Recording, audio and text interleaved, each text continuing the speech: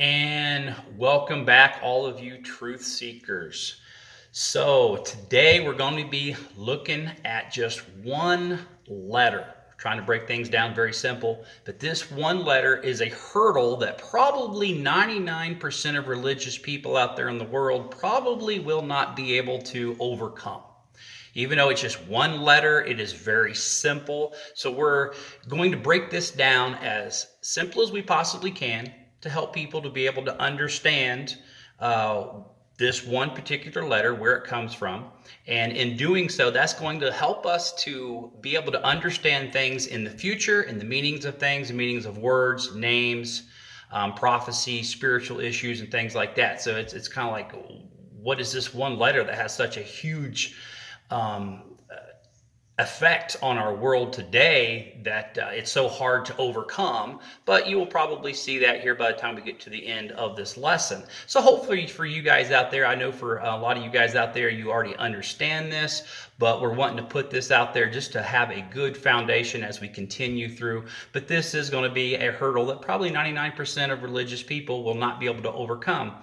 So if you look at this, understand it, and are able to grasp the just the understanding of this letter, where it came from, then you will later be able to see how things have been adjusted, changed, altered, and things like that as well. So the letter that we're talking about today is just the letter J. So I remember when I was a little kid, I remember riding in the car with my grandmother, and on her keychain, she always had a leather strap that had a letter J on it. And I would ask her, why does she have a letter J on her keychain? And she would point out all of the names in the Bible that began with the letter J. And her and I, as we were driving down the road, we would come up with all of these different biblical names that begins with the letter J. And so I just have some of the common ones here. Jesus, Jehovah, John, lived in Jerusalem.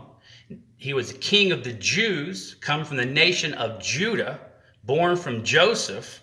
Then you have James, Jude, Joshua, Job, Jeremiah, Joel, Jonah. Then we had the Battle of Jericho. And then you have Jonathan, Jacob, Jesse. You have the Jordan River, and then also King Josiah.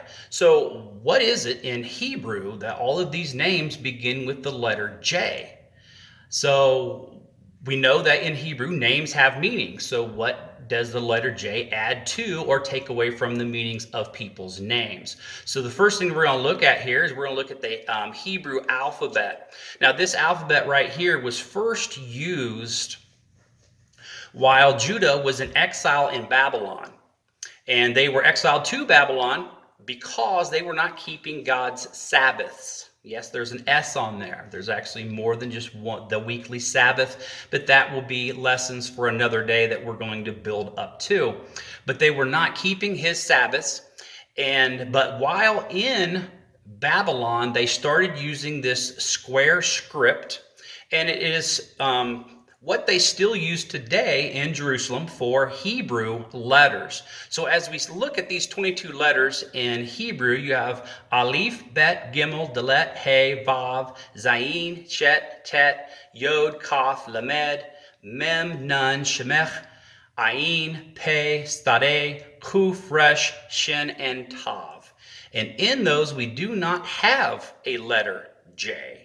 So from their exile in Babylon to current day, there is actually no letter J in biblical, what we usually refer to as biblical or modern Hebrew. There's no letter J. So let's go ahead and keep looking a little bit further and figure out where we can find this letter J. So this next script and alphabet was what Moses would have been writing in his day, and was used up until probably about the time of their captivity in Babylon. And here we have the same 22 letters, but they're written a little bit different, more of a Paleo Hebrew, but then there's also a pictograph Hebrew that we'll be getting into a little bit later. And so this was a script that Moses would have been written in, and we have the same 22 letters, so still no letter J here either. So, okay, so then we have translations into the Greek. Well, I'm not a huge fan of the Greek, but we'll take a look at it. That's where the letter J come from. So the Greek, we have 24 letters here in Greek. Unfortunately, there still is no letter J in the Greek either. Okay, well, there's a lot of churches out there that use Latin. Maybe we can find the letter J in the Latin. So as we look in the Latin, they have 23 letters in Latin. And as we go through that, still no letter J. So where is it that this letter J has come from? So it appears that the letter J had first started in 1524 by a name of a guy by Giorgio Tristiano. And as you was probably not hard for you to guess, he was an Italian.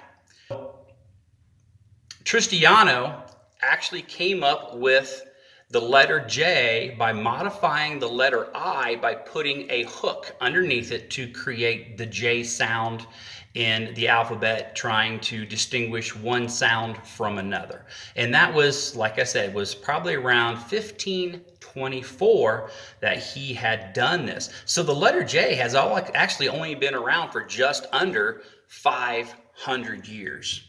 So the question that I have is, if there is only one name under heaven and earth by which all men must be saved, and the letter J has only been around for 500 years, what is that name by which we all must be saved? So that's my question to you for this lesson. And so I want to see your comments below. Please click like and subscribe. Press the little bell icon to be able to receive any new videos that we come out with. Do your homework. Do some digging on this one. So I've been encouraging you to do homework, to do study, to look into things. So look into this. Look it up for yourself and see if you can answer the question of what name is it by which all men must be saved. So until next time, let's keep digging, because the truth is a deep well.